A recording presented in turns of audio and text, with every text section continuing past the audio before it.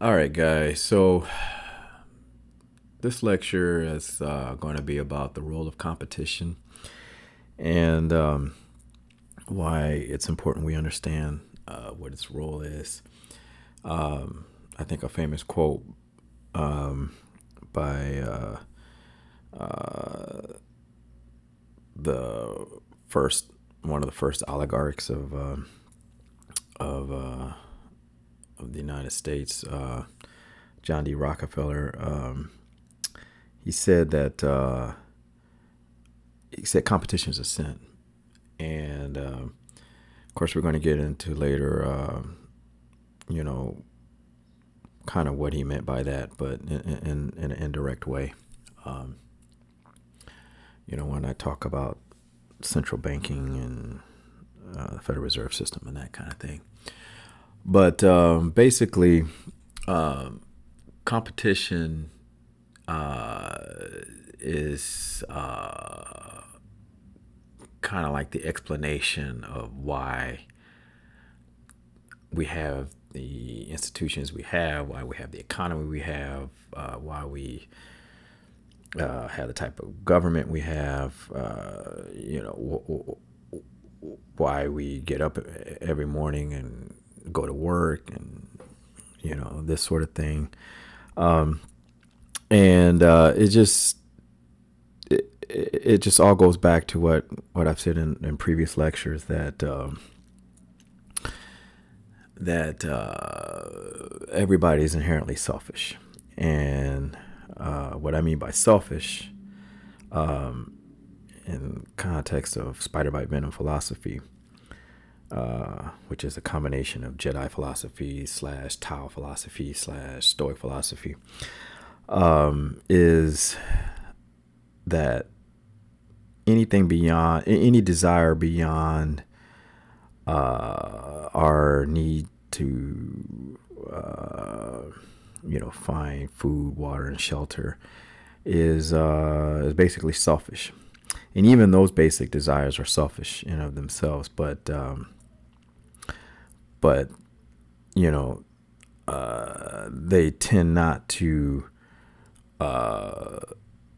hurt anybody else unless we are in direct competition for those basic needs. But which is why even animals, have competition and so forth. And that kind of goes right into my first point that I want to make in this lecture, which is people misunderstand the role of competition, and part A of that is competition's role in creation.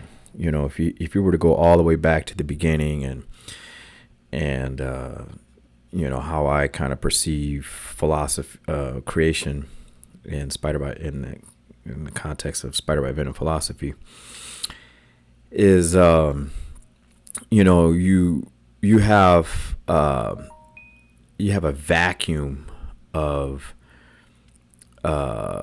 of time, of space, that sort of thing, and then out of that, there's obviously an opposite that's going to fill that vacuum. So, we can never think that things just are always going to stay the way they are. Eventually, things will start moving around, start coming together, because that absence of nothing happening is going to be partly in cause of something else actually happening. And so that's a principle. The way I understand it is that's a principle of the universe. Is that there's things that are happening because something is not happening, and when something's not happening, then that actually competes. That's in direct competition with something that wants to happen. and you can go all the way from the creation of things to our human existence, and which is just basically our desires and our emotional makeup. And basically, if we don't remember this principle of creation, the way the universe operates, and that sort of thing, then we're just going to misunderstand why things are the way they are. Why there's suffering, whether it's emotional or physical. Why life is the way it is, and if we, what everybody is looking for, and hopefully Spider Bite Venom will help you find what you're looking for, is this understanding of why things are the way they are, and why life is the way it is, why there's good and bad, and that sort of thing. Here at Spider Bite Venom Philosophy, we don't judge anything. So it's kind of like the Tao philosophy, where there's really it's just a point of view. You can't have one without the other. So there's no point in judging, one or the other. That's just kind of a fact when you look at it. It's just kind of obvious. But anyways, when you go from competition's role in creation and take it a next step further, which is survival, once something is created, now whoever created it is going to have some kind of attachment to it. There's an investment involved, and there's that creation is means something. Selfishness and desires and passions, and even things that we call love and justice, and even those types of things are actually rooted in attachment. So we're all naturally attached to something, even if it's just our own existence. And it's funny because people who, let's say, lose all meaning for life and commit suicide or that sort of thing, those people actually are the rare cases where they lose meaning of life. They no longer attach any meaning to life itself, and so they figure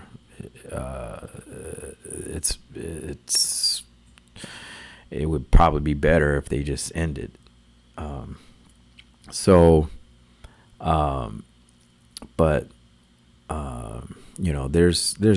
There's different levels of I would say suicide. You can deliberately take your life, which obviously that is the definition, but you can also deliberately put yourself in a situation where you're going to get killed, and maybe it's out of compassion for someone else. So that wouldn't necessarily be suicide, but it might be kind of like the same thing, in the sense that you're going to die, but you're not afraid to, and you think that by you sacrificing your life for something bigger, something greater, you put yourself in that deliberately put yourself in that situation. But anyways, for the most part, most of us are trying to survive. And the difference with selfishness is kind of like that line you cross from just trying to survive off of the basic needs like food, water, and shelter, and actually trying to get more. That's what humans are. That's why human beings are different than animals. Human beings obviously have desires beyond just survival, and that creates competition, even more than just for survival. Survival has its own minimal amount of competition, but when we have desires beyond our basic needs, which is, selfishness, then the role of competition, becomes that much more profound, that much more important to understand, and that's the point of this lecture is to get you to understand that everything that we see today is people's misunderstanding of how important competition plays a role in our lives and throughout history, and the lessons that we learn as a society throughout history is has resulted in some wise men who have figured out that, hey, we're going to have to create institutions and economies and so forth in order to mitigate selfishness, which is competition. And that's why I have these pictures here of Don King and Cornel West, and both of them got kind of funny looking hair, but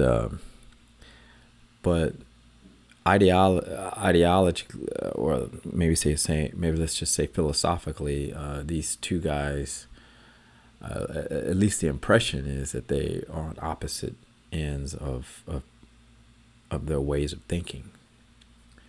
And I'm going to talk a little bit more about that in a moment. But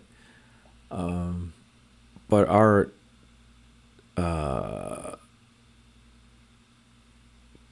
need to survive is also a cause for competition. Back in history, if you want, you can go as far back as you want. Where it was just people living in tribes and groups of nomads and people just roaming the earth, killing animals and gathering them, gathering vegetables and stuff like that. When they ran out, or if for some reason they didn't plan their harvest good enough, or maybe they weren't able to find enough food and so forth, then what was often the case was they would have to compete with some other tribe or some other group of people, and maybe even kill the men and wipe out their food supply, or steal it, or rob it, or whatever, and loot, and then take the wives, because maybe they lost their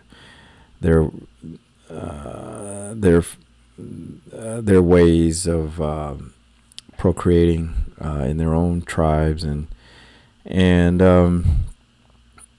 it was a strategy of survival, competition. And there's this saying, survival of the fittest. Well, there's some truth to that, but in the sense that when one group of people run out of resources, it forces them to compete with some other group of people, especially if some other group of people already possess the resources you need in order to survive, or you need in order for your family and your tribe to survive. So competition is the root of survival, and we have to kind of remember that. It's always played that role throughout history. And so that leads into part C, which is competition's role in decision making. So because human beings are able to think and use intelligence and actually make decisions, most of those decisions are obviously selfish, especially if they have nothing to do with survival. But most of those decisions are made to compete with someone else, or to compete with maybe other desires we have. Interesting enough, selfishness is not just one-sided. I mean, we all have different desires that compete against one another, because time in of itself restricts us to how much we can accomplish. So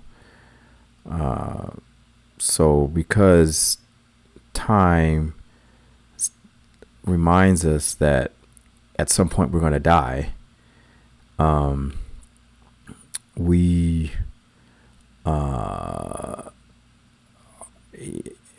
response to that emotionally is to survive somehow, to survive death.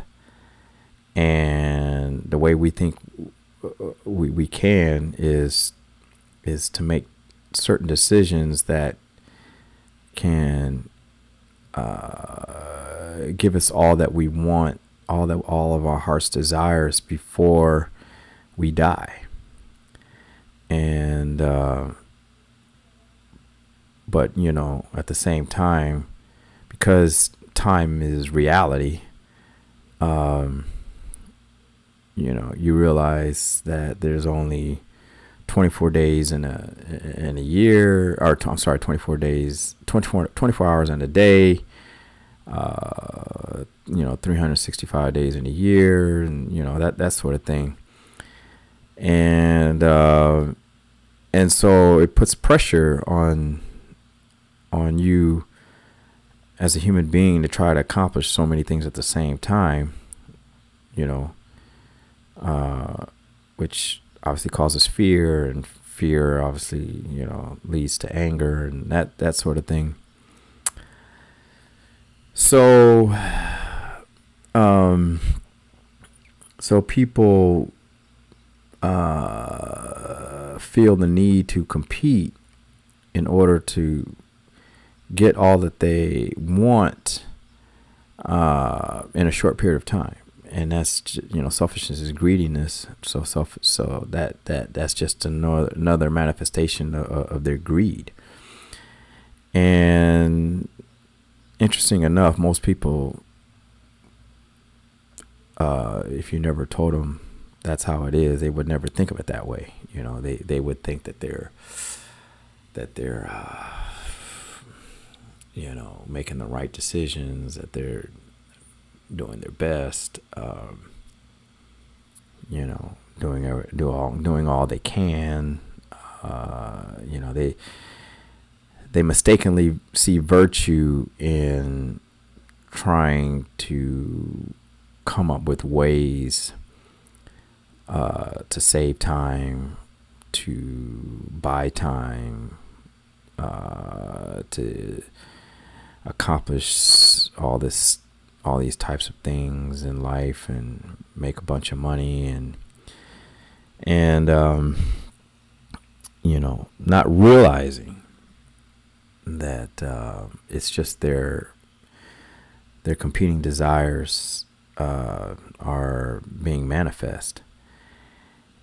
And interesting enough, people who burn themselves out trying to do all this stuff at the same time have another competing desire, which is the time to relax and take a break. And it's just kind of hilarious when you see a lot of these self-development gurus or self-help gurus, or even some of these money-making, get-quick-rich schemes. The people who peddle this stuff will tell you, oh, we can teach you how to make all this money so you can have more time for your family and for your loved ones and more free time for yourself and vacations and stuff like that. And, of course, that's all nonsense, because it takes time in order to make the money to supposedly have free time. And what most people realize is that the desire, first of all, if you're going to make money, you have to have a desire to make money. Otherwise, you won't do it. But let's say you do it, people forget that desire is it's not like motivation. Motivation, you can be motivated to do something one day and not be motivated to do it at all the next. Desires are long lasting, and what people forget is that if you have a desire, if you really truly have a desire to make money, that desire will never go away. So once you make a certain amount of money, I don't care if it's $10, $1 billion, whatever, your desire to make more money is still going to be there. So it never ends, which means you're going to need more time to do it. And yes, there are ways to make your time more efficient and all that sort of stuff. But at the end of the day, in order to make money, you have to have a desire to make money. You can't have a desire to do something else at the same time. If you really want to, be successful and make the kind of money you're told you can make, by these gurus and some of these money making schemes. But we'll get into that a little later, because that kind of leads me into the second part here, which is people forget that time is a competitor. And the part A of that being passions compete for time. So kind of like what I was saying about, let's say you might have a desire to, be a musician or, play guitar or a singer or something like that. And, it's all good and dandy, but if you don't have a desire to really dedicate your life to something like that, then you're not going to be successful at it. And if you are dedicated to something like that, yeah, you will make some money doing it. because people, will pay you to perform and that sort of thing. But it'll never be enough money to sustain a lifestyle that you think is going to make you rich and famous forever.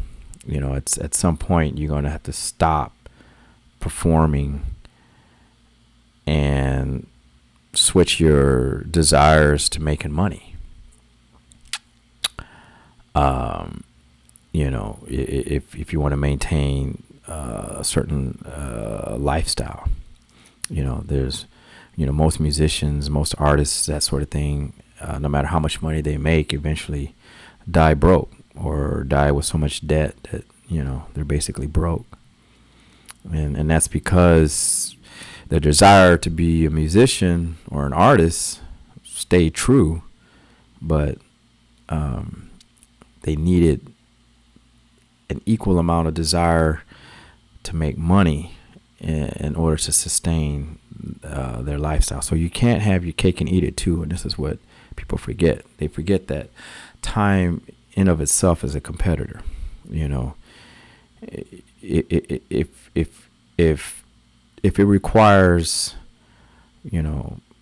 5-6 hours a day of practicing an instrument or learning how to sing or that sort of thing in order to be good, in order to be the best, in order to be successful at it, then you're not going to have time for anything else.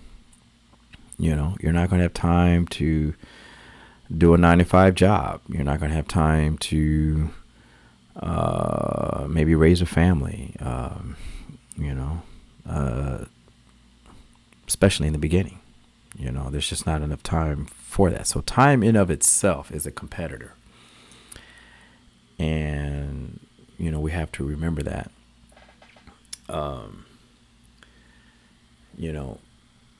So let's say you don't want anything to do with money. Let's say you just want to be a hermit or some yogi who just wants to sit in a cave and meditate and, live in solitude, for the rest of his life. Well, that's all fine and dandy again, but if you spend most of your time meditating and just sitting in a cave somewhere, then you're not going to have enough time to go to work and work 8-10 hours a day and support yourself and support a family and whatnot, and have the luxuries of life. I mean, you're not going to be able to you're not going to have any time for that. So time is always a competitor, and no matter what, it plays a role in it competes with what it is that we're what we're trying to do. And let's say you don't want to be a yogi, or neither do you want to be a rich guy. You just want to be some lazy hippie dude that just smokes weed and does nothing. Again, you can do that too, but at the end of the day, you can't sustain yourself. You can't, so unless you have somebody that sponsors you, which is possible, but unless you have that, you're going to be just poor, broke, and the interesting thing about a sponsor, or someone you're dependent on for your basic needs, while you do this lazy type of lifestyle, is that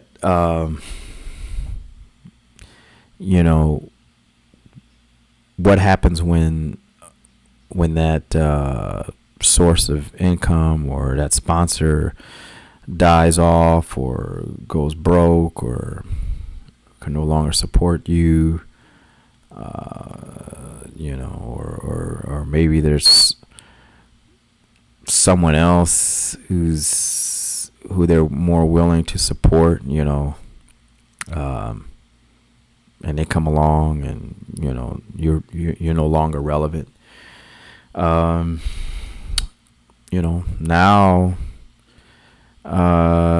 you're in trouble because you live most of your life being a lazy person. You don't know how to take care of yourself, and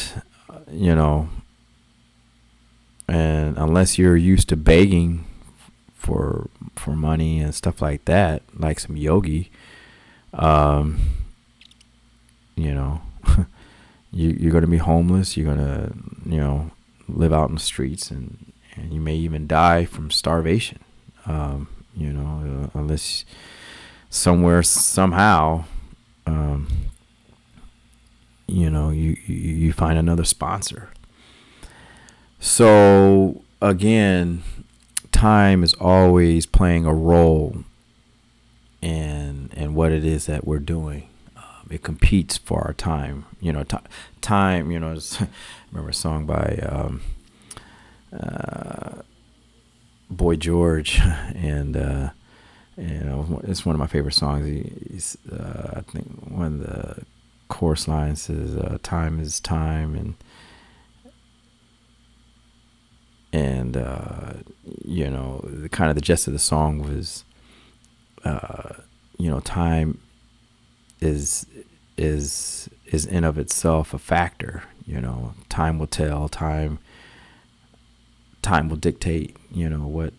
What happens, and people forget this. Even if they say they remember that time is important, they still forget this when they try to do too much, or when they wonder why they're suffering.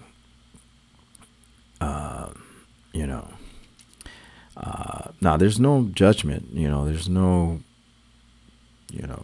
whether you consider being a yogi and living as a hermit is worth your time. That's fine.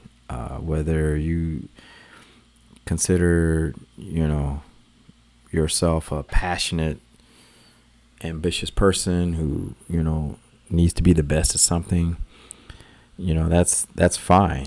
Just remember that you won't have time for anything else, because that's just not possible. There's not enough time to give you more time to have it all.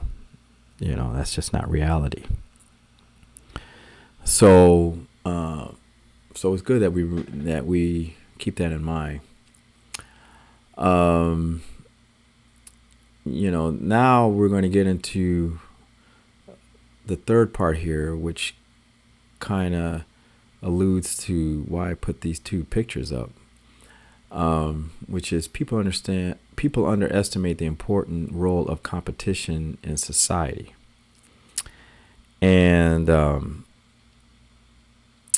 this, this goes back to why we have the institutions we have, why we have the economy we have, that sort of thing. And what you have to understand is,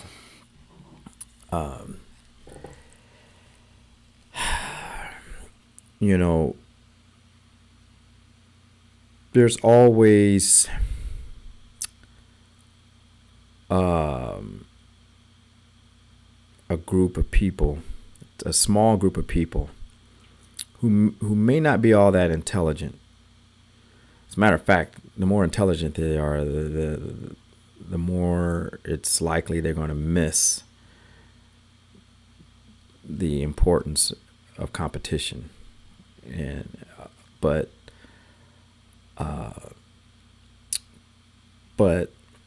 people, there's all, this small group of people that appreciate time and the role, not just time, but appreciate competition. Also appreciate the type of system that we have, you know, in the United States, for example, or even if you're living in China, you know, under a communist system, if you're doing well in that system, you appreciate the role of competition. And the reason why I say that is because it doesn't matter what type of system of government you have. It doesn't matter what kind of economy you have. At the end of the day, it's all rooted in competition. And this is why history is destined to repeat itself, because competition dictates that it's that way. Now, the difference between the way history was, you know, let's say back in the day, and what it is now, is that what we're witnessing now is either a settlement of, or an acceptance of, you know, this is the way things are, and this is the best, you know, this is the best we can do, or it is kind of a solution to all the lessons we've learned in the past, and that sort of thing. And even that, you know, that's quote unquote solution is still an acceptance and appreciation for the role that competition plays, you know, throughout society.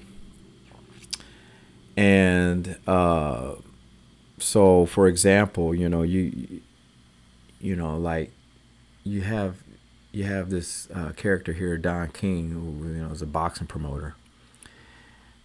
He's the epiphany. You know, everybody knows his reputation, or what, you know, what he's up to, and basically, you know, he's kind of a polarizing figure, because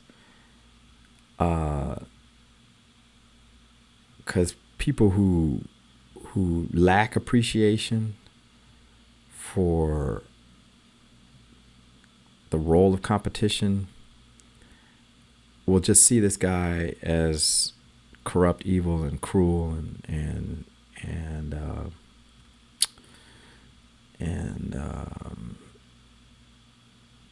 you know, evil. Whereas he doesn't see himself that way. You know, you can see this big old smile on his face. He just understands the role of competition, and he doesn't just understand it on a surface level. I mean, he understands it to a core, to where, you know, he makes a lot of money by basically owning the game, you know, which is what, you know, anybody who really wants to make a lot of money at anything, you know, they're ultimately, what they find out is they have to dominate everything, and they have to monopolize everything. And, you know, being monopolizing everything doesn't just necessarily mean, you know, you know, I own 70% of the market, although that's a byproduct of it. Domination means that you're so big, or you you're trusted to such a degree that people that you can license out your reputation. You can license out your brand. You can license out your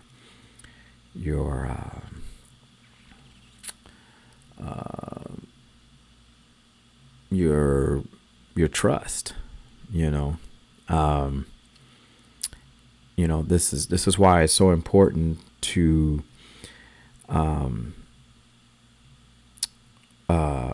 if you are going to start a business or anything like that, it's so crucial that the first couple years is just not even worrying about making money. It's just trying to develop a brand name that people can trust. And at the same time, that brand name, I mean, your business, your company, it has to compete against other companies that either are in the same field as you, and if there's already a monopoly on that, you may make some money, but you're not going to make as much money as someone who has a monopoly. And even the people who that actually have a monopoly over a market. Let's say Microsoft, for example, has a monopoly over operating software. Even they are in competition with other forms of business within the monetary system itself.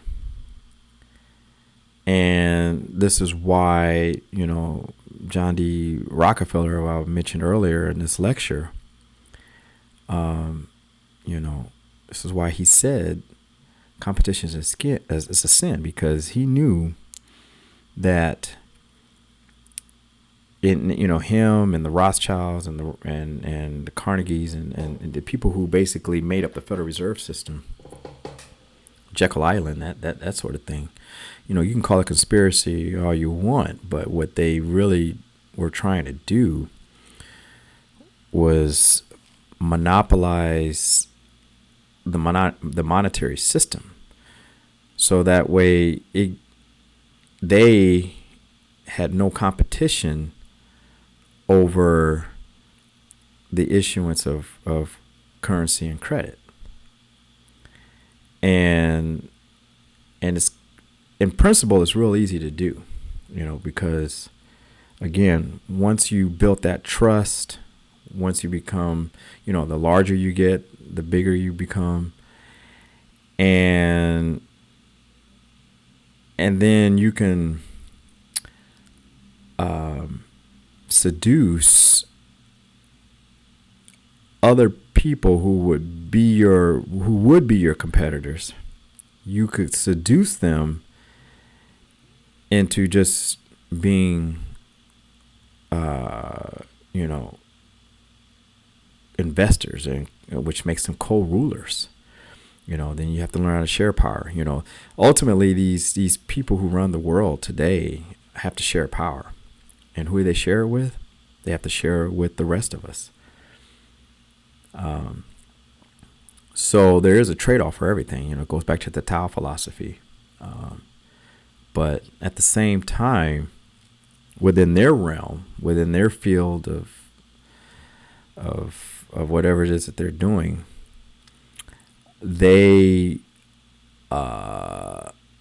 set up a scheme or an illusion that like Don King here, where you think you're competing against them when really you're just competing against someone else who's dependent on their system, and that, and all you're doing is just perpetuating their system. You're protecting the system that they created, and that's how that's a true monopoly. You know, that type of monopoly. It's like the Jedi philosophy. It's like the movie Star Wars, where it took Vader to not only get rid of the Emperor, but get rid of himself. Get rid of the Sith, and because now society is invested in the system that actually dominates us. When we go to compete, whether it's to get a job or to build a business or whatever, we're actually competing against someone else who's under the same system. And by doing so, we're working together to perpetuate a system that was created by someone else, who gives you the illusion like they're just like you. So, and the interesting thing about, that, because, at least is part B of this part of the lecture, which is competition dictates what form of government you have. So now, you either have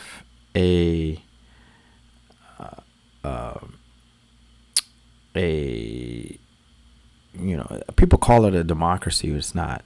It's really, it's like Plato said. I think it was Plato. He said that democracy is for idiots. The masses of people are dumb and stupid, and that's true. Why? Because they're all selfish and angry and fearful and that sort of thing.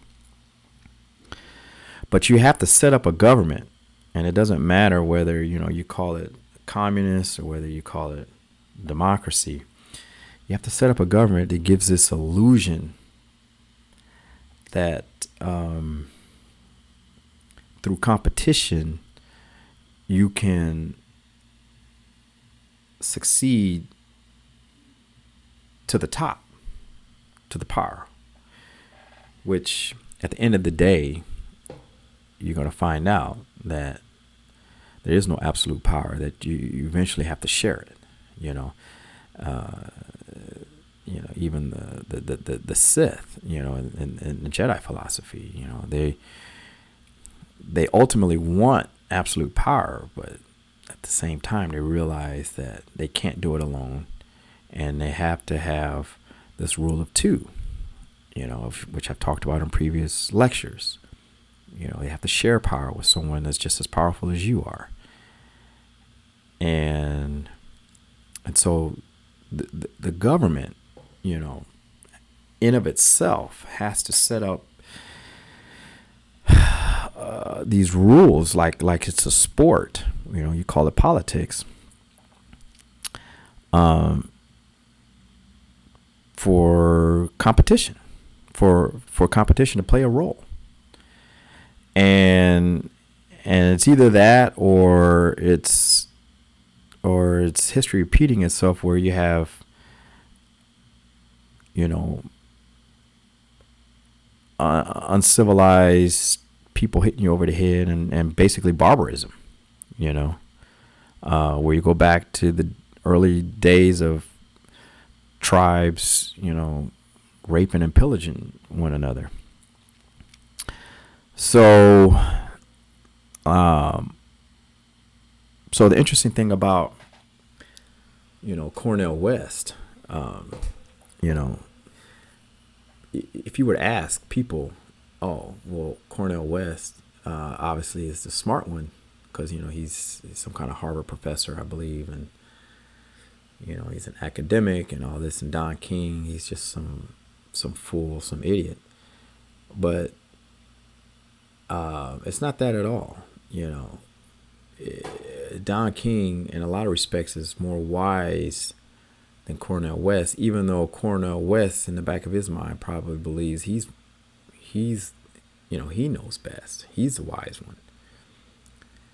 And the reason why I say that is because Cornel West, his whole philosophy is that you can, that free markets and capitalism and competition is not really the way to go. That it leaves the haves and the have-nots, and while that's true, if you didn't have that type of system, then you would have a communist system, or a socialist type system where that can only be enforced. It has to be enforced through weapons and the military, at the arm, at the tip of a gun, or like they said back in the day, at the tip of a sword. It has to be enforced, and that's because all of us, no matter who we are inherently selfish. So the government that we have today is based upon this understanding that competition dictates what kind of government we're going to have. Meaning that, we can pretend like everybody has a voice and everybody, has a way up, and if they get elected, they can,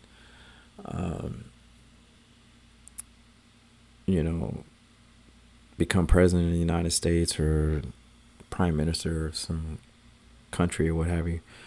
Or we can, have a socialist type, communist type of system where, we can allow competition, but within the same party, which just basically means, you don't necessarily have to be competent. You just have to, agree with the party bosses, the party leaders. And then you hope that one day, that party leader or whoever is in charge will either get sick, die off or something like that. And, that sort of thing. But the problem with that is, any institution, whether it's so-called democratic or whether it's so-called communist or whatever, it's inherently corrupt because of the selfishness. The so-called democratic type systems of government just kind of accepts that reality, that's reality, that the competition is there, selfishness is there, the passions is there. Whereas the communists, they may accept it too, they may understand that too, but at the same time, they figure that they can just enforce their will at the tip of a gun. So it's just two different ways of looking at it. It's just a point of view. No judgment here. But you can see why people more or less gravitate towards a more so-called democratic system of government. Because there, at least you're allowed to exercise competition, without, getting shot, by your own system of government, or thrown in prison or something like that. However, government is just one major entity that is in society. There's another type of entity that has to check, kind of checkmate that entity, which is the economy.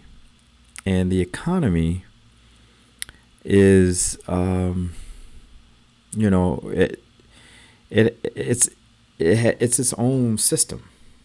It's its own entity, and it's in direct competition with the government. And so the founders of the United States, the founding fathers, kind of knew this. They kind of appreciate this fact. And so, you know, you had people like Alexander Hamilton, who argued for a central bank, you know, whereas on the other hand, you had Thomas Jefferson and then later Andrew Jackson, who argued against a central bank.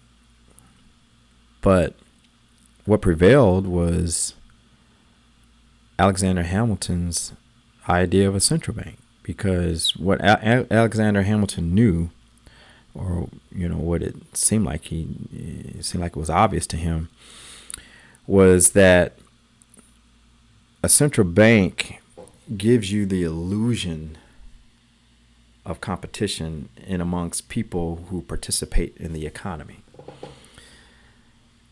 And this is why folks like David Rockefeller and Carnegie's and other ones that they eventually helped create the Federal Reserve System, they knew that too. And they wanted to be able to, they wanted to just be the ones who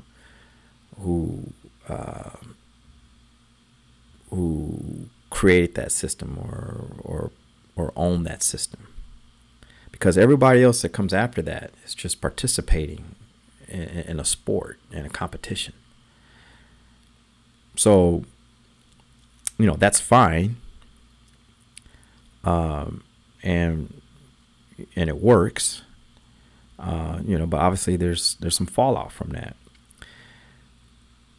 But at the same time, it's necessary, because as big as important a role as the economy is in a society, it has to be in competition with the government. So how do they compete against one another? So basically, the government regulates the economy. So that's its jab or its punch, so to speak.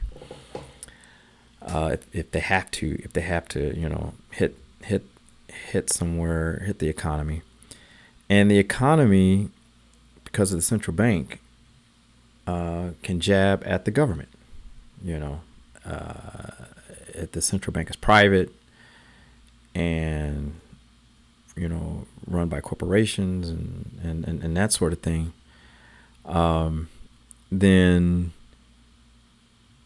you know, anytime the government exercises too much power, too much control, then the government, then the central bank can hit back with, you know, with the recessions and depressions, and now we're going through a breakdown crisis, you know, that sort of thing, and the way it does it is just it just reduces the amount of credit that is available for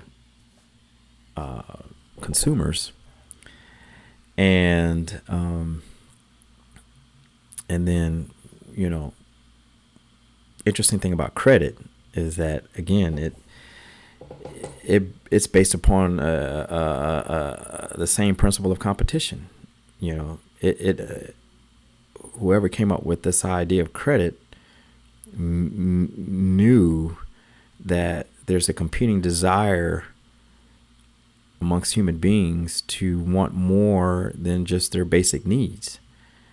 So because it's humanly impossible to provide or to work physically more than what your basic needs require. Or I don't know if I'm saying that right, but what I'm trying to say is it's physically impossible to, well, you could produce more, but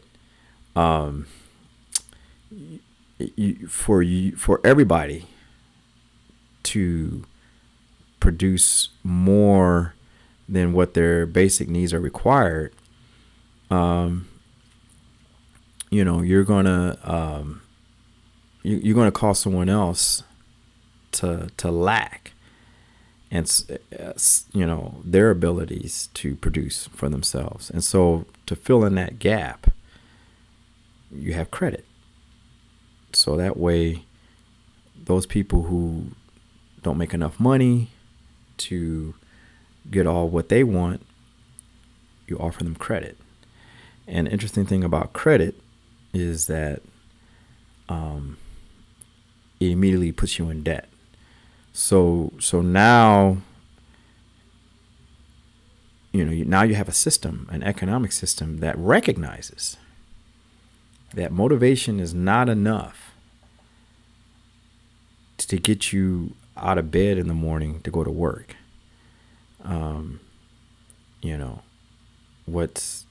What gets you out of bed every morning to go to work is debt. And that is why people like Rockefeller and them, who the Rothschilds and all these folks who own the Federal Reserve System, the central bank system, they knew that. And they knew that if they can own that system that issues a credit, then that will put everybody in debt, and then debt will be the motivating factor, to get you out of bed and go to work and produce. And also, it's a rule of two. It fulfills the rule of two, with the governments, because now the government, it borrows money from the exact same system. It borrows money from the economy. And so they're not only in competition with each other, but they're also co-rulers with each other. So this is something like, people like Cornel West and them, they forget, or at least they don't appreciate it enough, to where you can't have a system like the one he's talking about, because unless you have a revolution, and change it, which you cannot have nowadays because you got thermonuclear weapons.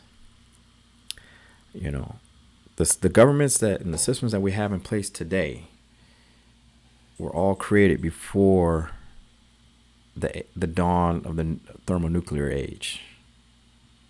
And World War II was the end of it. It was the beginning and the end of it, because World War II accomplished two things. It destroyed the old system of, basically monarchies and stuff running everything, and that sort of thing. And it perpetuated the central banking system in order to rebuild Europe. So now, once you do something like that, now you've got half the world invested in your system. Whereas the other half of the world, like China and Asia, and then at the time Russia or the Soviet Union, so you're talking about, another over 1 billion people. They're on another system. So, which uses force. And their only way of competition is through the crony system. So there's really no role there for a private central bank system there to compete with them. Even though at their system is in competition with the Western type system. So, and who's the Don King of the boxing match between the West and the East, or whether you want to call it the North and the South, or the communist system versus the democratic system? It's the notion of mutual assured destruction. They know that it's impossible to take one over the other, because that would be suicide. So, but if you accept the system, accept it for what it is, like Don King does here, then if it's your desire to make money and that's where you find your happiness, then you can be, if you understand and accept it that way, you can be like him. You can have a big old smile on his face like him, or you can have a big old smile on your face like Cornel West. But I would go as far to say as Cornel West is probably frustrated, whereas Don King is not. And that's because, Cornel West would love to have things his way, but because he lives in the United States, and he's dependent on his salary at Harvard University and the money he makes off of his books and other types of endeavors, he can't do anything. He could talk about it, and just one last thing, to kind of go into detail about competition. Even the system of government itself, because I talked at length about the economy and how the central bank system works in competition. But in government, in a so-called democratic system of government, it's basically just an illusion of competition as well. It's just because the founding fathers like Alexander Hamilton and them knew that most people are stupid and retarded and dummies. The way they set up the government, where they got 3 branches, so that way if one got out of control, the other 2 can gang up on them and overrule. Call it checks and balances, call it whatever you want. Just for a moment, think about the Congress, and I've mentioned this in other lectures, but the Congress had to basically take this idea of competition to another level, because people are so retarded and dumb, especially blacks. And I hate to say that because I'm black myself, but they had to take they had to take competition to another level by dividing the Congress up into 2 chambers. I don't think, I could be mistaken, but I don't think any other so-called democratic system of government has this. They just have an assembly or a parliament or something like that, but it's not divided into a Senate and a House of Representatives or anything like that. I could be mistaken, but I believe the United States is unique in that. But the reason why we have that extra layer of competition is because the selfishness of people, the passions of people, especially the, you know, the lazy blacks who feel entitled to use all their time up for doing nothing, and just, complain and bitch about why they don't have enough. Remember that the whole idea about desires is it never quenches itself. You always desire more. Selfishness never goes away. You're always selfish for more. So here if you're somebody on welfare and you're just living off of the government, and you got that means you have all the time in the world. But when you have all the time in the world, you realize, even that's not enough. Not only do I want time, I want everything else like the rich people have. People who actually have to use their time to go work. So the founders had taken competition to deal with these people.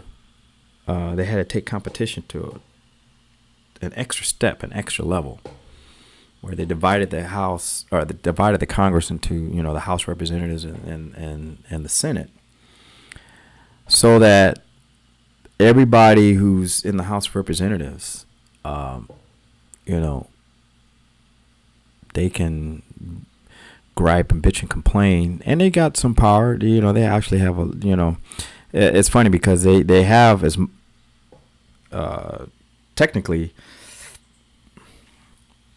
they have as much power as the Senate, but the Senate is, it's just a co-rulership. They can't do anything without the Senate approving it.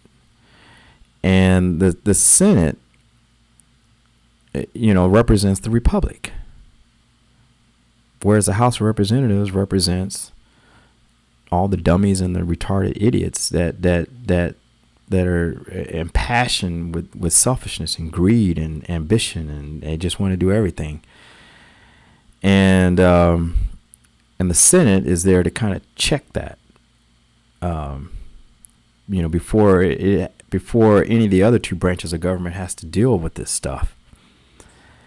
And it's genius. It's what I'm sharing with you are hidden secrets of how we've gotten the system that we have, and why it is the way it is, and what the role of competition is. Because without that system, you would just be like any other third world country where, the other two branches of government are weak. They be quickly taken over by some dictator or something like that, and it's just not good.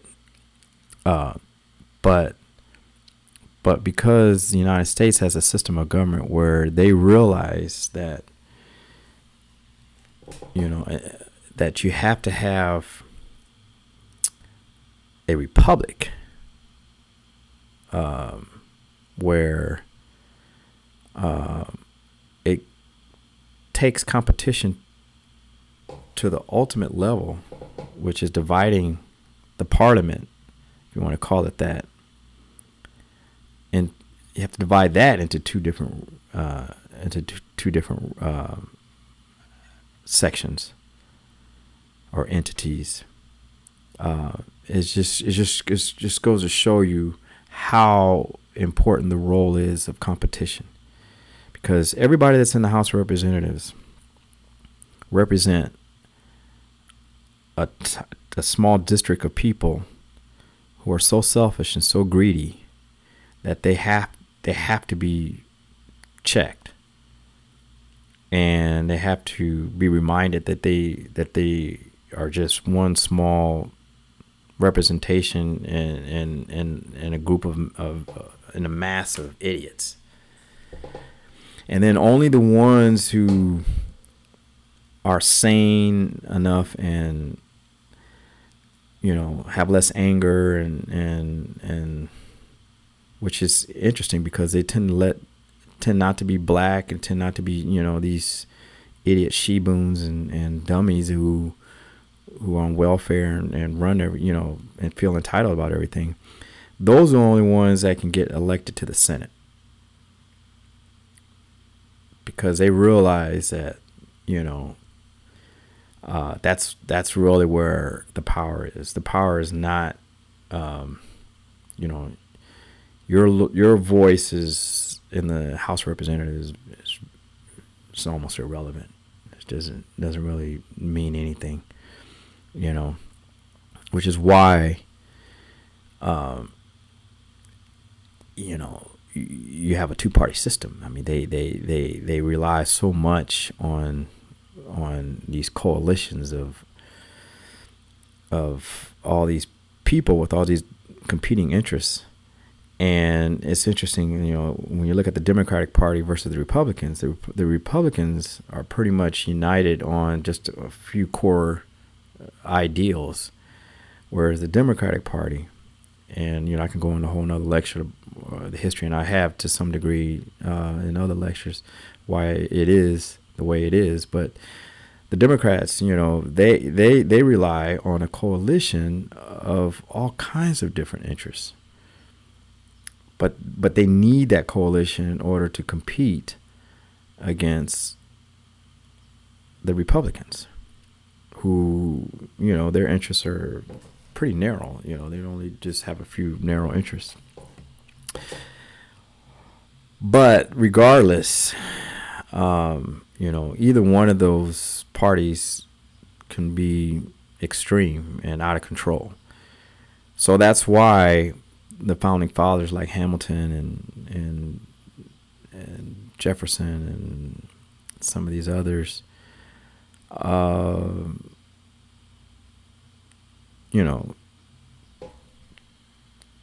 created the system of government we have today, created the branches of government that we have today, created this divide in the Congress, where you have the House of Representatives and the Senate. And it's all to deal with competition. They know it's there. It's just part of life. They have to mitigate that in order to get things done. And this is why no system of government is perfect, because it's either that or it's ruled by an iron fist, which can work too. But it all goes back to competition. Competition is the key. If we remember what competition is, we'll be like Don King here. He's got a big old grin on his face, and he's probably truly happy. Or, we're going to not appreciate it, roll, and we're just going to be frustrated like Cornel West and just bitch and complain about, why everything is not the way he thinks they ought to be. Things will never be the way we think they ought to be, because all of us are inherently selfish. All of us have competing desires and interests within ourselves. So it's impossible to have a system of government that satisfies everybody. The best you can do is just have a system of government that recognizes the role of competition, and recognizes that,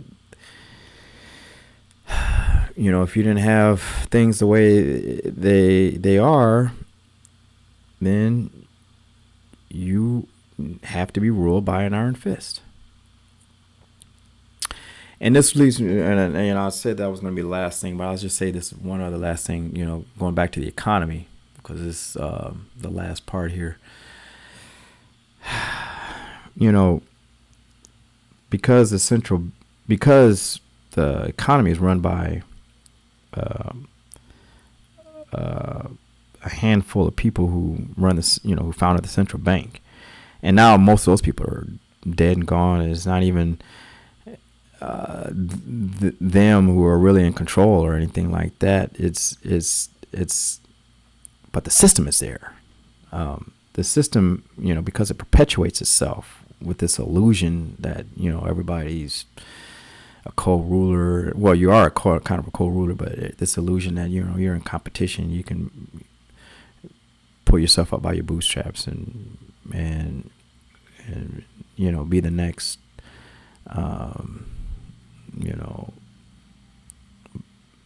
big time whatever. That system has to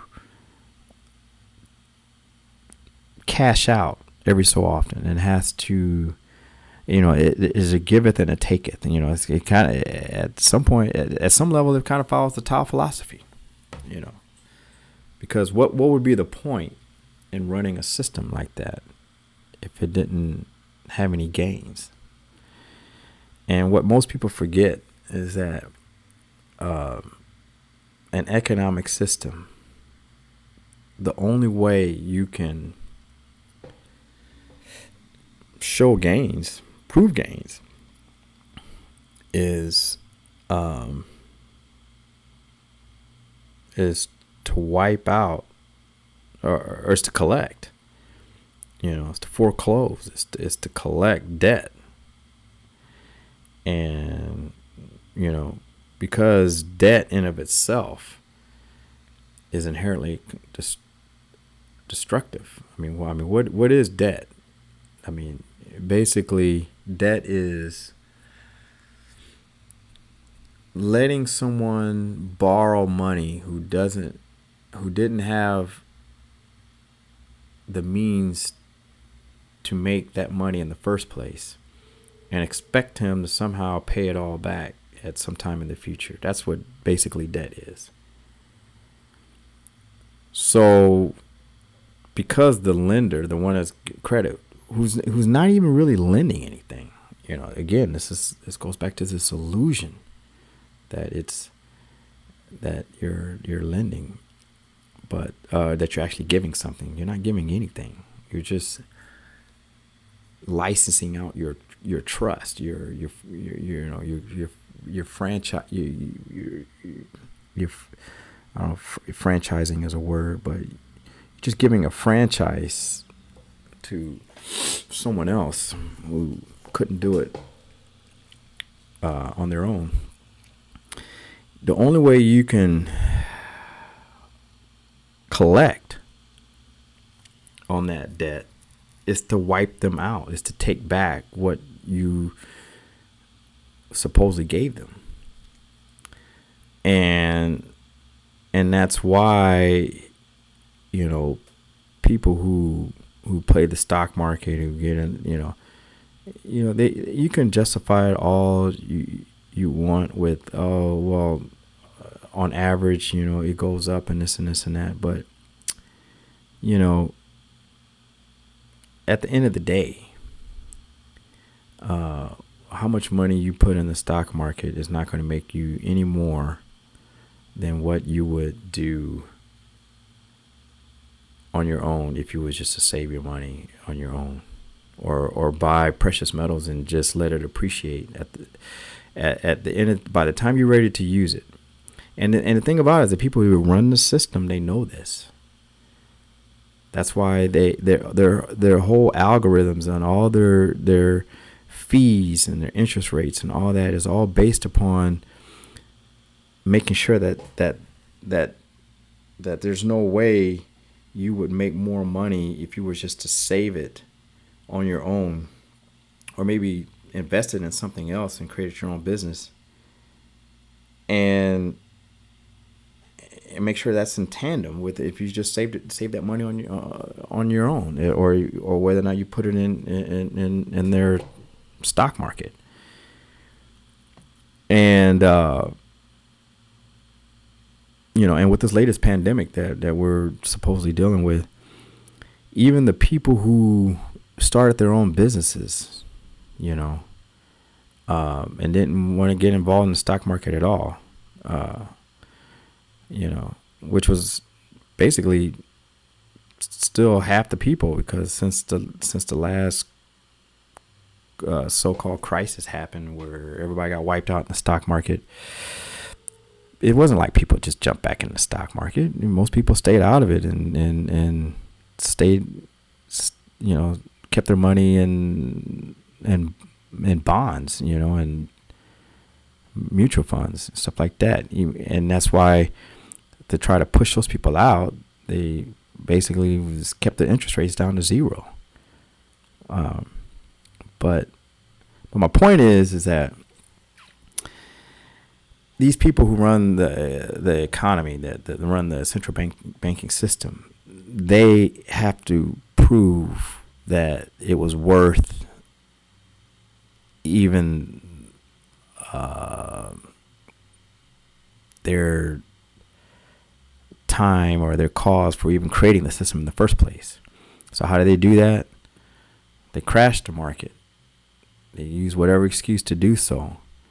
And then that wipes you out. That wipes out everybody else. It wipes out everybody else who's in debt. And then you lose everything.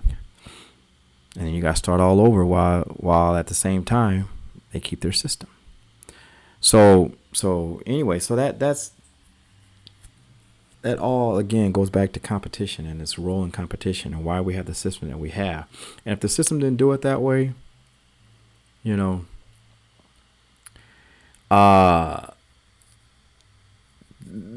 their system would eventually die out. You can't grow forever. So you gotta pull it back. You gotta force the government somehow to bail the system out, which just means, now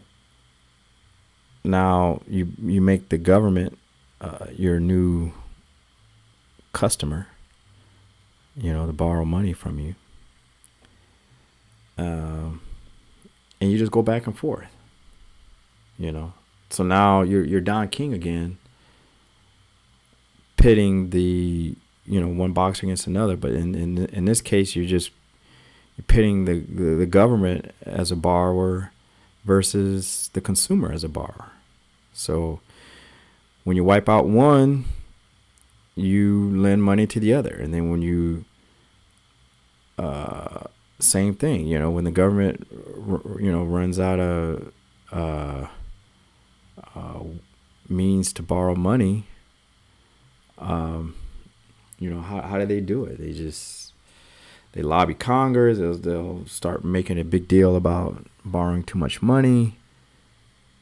So the government that way will cut services and that sort of thing, or maybe end some wars, and and then start it all over again. This is, ever since the Rothschilds lent money to, I think it was William of Orange or one of these monarchies, that's what they figured out. That you can lend to governments and keep them on the hook forever. Because now you're, see, it's like, even the Bible says this. The debtor is a slave to the lender. I mean, it's, you're a slave while you're at the same time a co-ruler. You're invested in the system. So if you try to get rid of it, you just get rid of yourself or everything that you supposedly worked for. So anyway, so that kind of wraps up this lecture here, and why I put these two pictures up, and why it's important to understand the role of competition. Because once we understand this to this degree, then we realize how important it is just to focus on defending ourselves, not being so ambitious and caught up in our passions to get stuff. but just to defend ourselves, defend our health, defend, because really all we do need is to just survive. And trust me, excuse me, there's all kinds of things are going to be given to you that you would never even have asked for. People are going to trust you. People are going to follow you. People are going to look up to you. And because they're going to feel lost. That's the end result of their anger and their greed and their selfishness is at some point they're going to lose everything and they don't know what to do. So they're going to come to you for answers. So anyways, that's the point of this lecture, and hopefully I made sense out of what I was talking about. And hopefully you can use it to defend your life and your health and your well-being, and hopefully you can share this with others and help them as well.